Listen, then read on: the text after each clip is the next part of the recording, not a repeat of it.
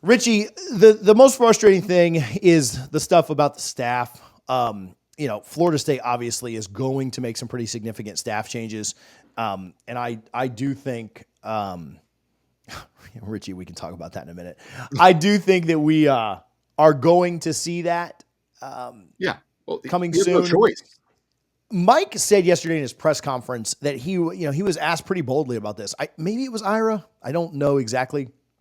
But somebody asked about making staff changes kind of immediately and doing it right away. And Mike said, I'm going to evaluate everything. And, his BS answer was basically like, if we feel like coaches are still pouring into guys, then, that's one thing to consider. If, we think a coach is negatively impacting guys, then, we certainly would make a decision. But, at the end of the day, I'm evaluating everything. And, I'll make decisions based on that. Okay, it's not been 24 hours, but it's been like 20 hours. What is he still waiting on, Richie? Why has no one been fired yet? Like, why has nobody's head been on a chopping block for that? You are 1-8, dog. Like, why is and maybe while we're doing this show, maybe the chat could update us. Has anyone been fired? Like, maybe I'm just missing it. Maybe somebody has been let go and I just don't know about it yet. Because why have we not, what are you evaluating, bro?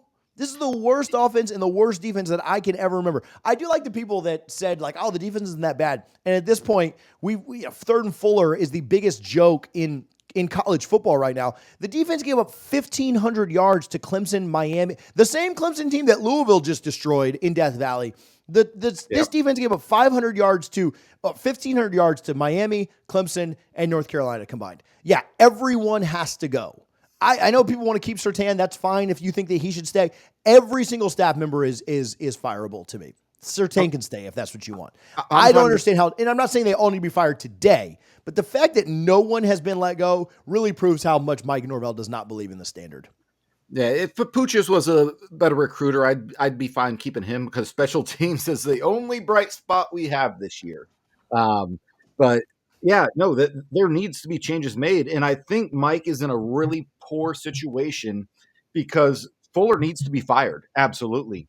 But how do you fire him when your unit is infinitely worse than the defense? The defense has not been good. They've been terrible on third down. They gave up 500 yards to North Carolina, who's not a good offense. Are you going to fire your defensive coordinator when you just put up 201 yards and 11 points in a game? I just think he's between a rock and a hard place. But that's why you're making $10 million a year, Mike. You need to make these decisions. People need to go. I don't care if you fire every single assistant. Again, keep Surtain. Papuchis gets a pass from me. Thompson, gone. Shannon, gone. Every other assistant can go. Dugans, I'll pack your bags for you, Ron. We are to the point where, extreme changes need to be made. And the fact that he's not made them yet. And, I even said this 3 weeks ago. I said, I'm not sure what benefit you have making changes mid-season. But now that was when we were 1-4, 1-5. We're 1-8 now. Make some changes and send a message that this is not okay, that you have to do better, or else what are we even doing as a program? And as the head of the department, the head of the program, you need to make those difficult decisions and have those hard conversations. It's why, a lot of my employees, I know them, I know their spouses, their kids, but guess what? At the end of the day, if you're affecting my job performance as a leader, you got to go. And it's no hard feelings, but it is what it is. And I don't know if Mike is ready to make those moves. I think he's going to be forced to by Michael Alford after the season, but send a message right now. That's what I need to see. Get right back to chatting with Richie, but if you work in online marketing or web development, you need a rock solid web host you and your clients can always depend on. Rapid SEO Host is the best choice for industry professionals who are serious about results.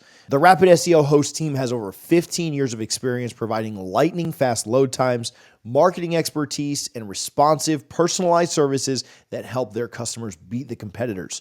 And because they're SEO specialists, again, it's right there in the name, they know how to boost your Google rankings to get your clients' websites seen by more people.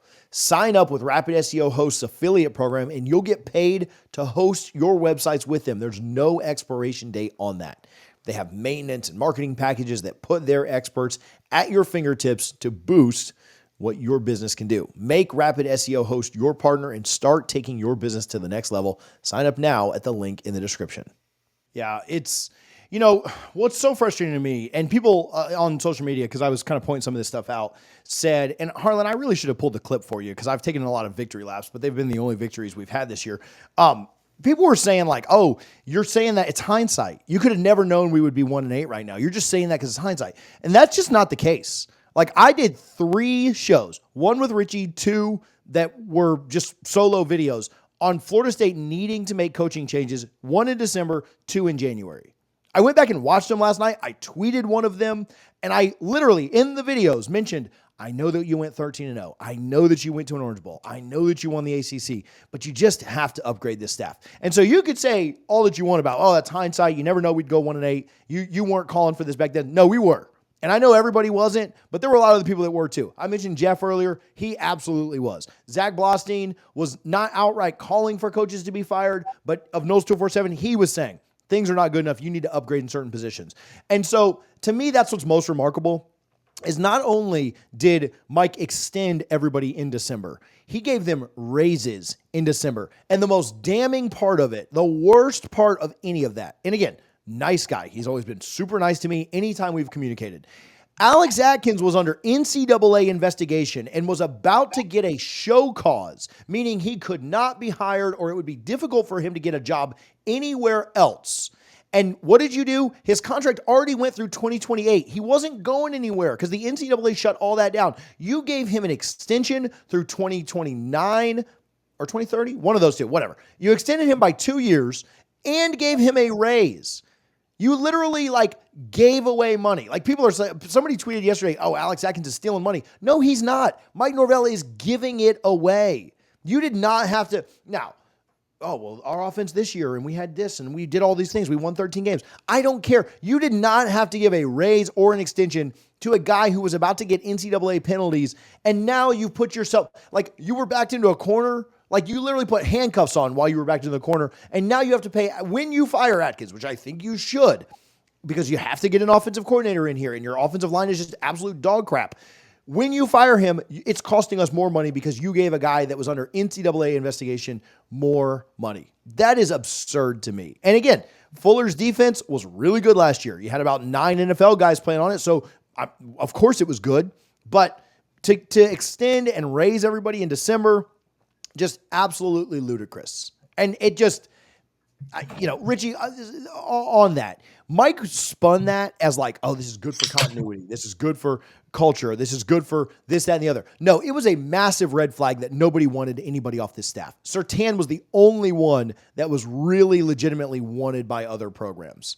And he got a raise to keep him here. That one makes sense. The defensive backs showed improvement. They were good last year. Jarnian Jones, Renaro Green. You get a lot of credit for that. No one else on this staff was wanted.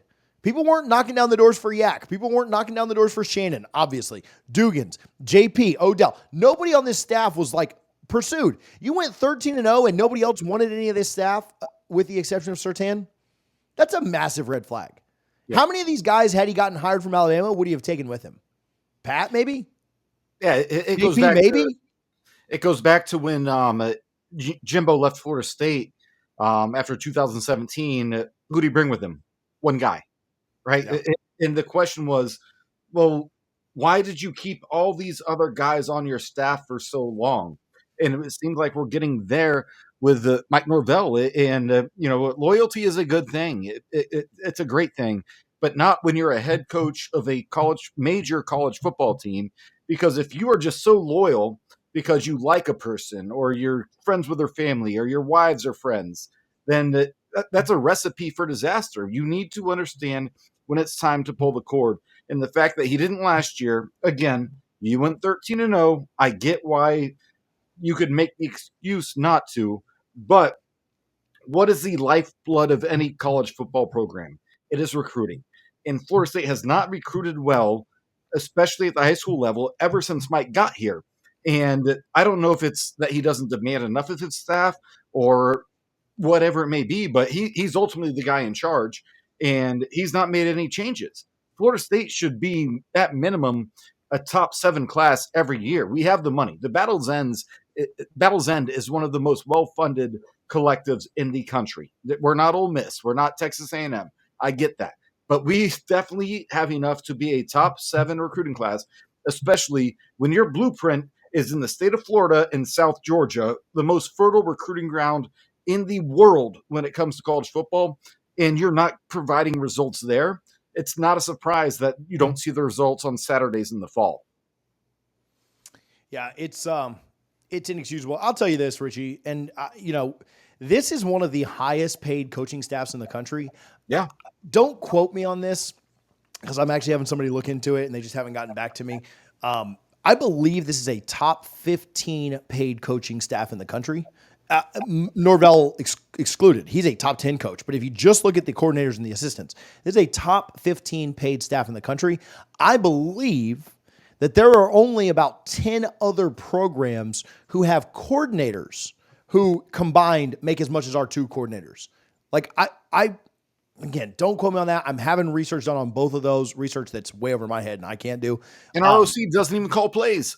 Yeah. We have 2 of the top 10 highest paid combined coordinators and a top 15 paid staff. And most of them should not be retained. We've talked about like, well, we make 3 changes, 4 changes. It needs to be like 7 or 8. We'll see if he does it. You know why I think he hasn't fired anybody, Richie? If I can just be brutally honest with you. Why? Because how do you fire anybody when your unit is the worst unit on the team? It's Mike Norvell's offense. I mean, Alex Atkins is a scapegoat at this time. I mean, his offensive line is crap. I get that. You put up 11 points. Like Fuller's not good, and I've never really thought Fuller was great. Last year fooled a lot of people, including me. But, how do you fire Fuller when your offense is objectively worse than his defense? So real quick. North Carolina's defense this year, solid against Minnesota, 17 points. Charlotte put up 20.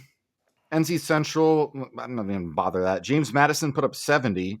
Put up 21. Pitt put up 34. Georgia Tech put up 41. Virginia put up 14. And Florida State put up 11. Like that, and those are not some powerhouse programs. This is where we are right now.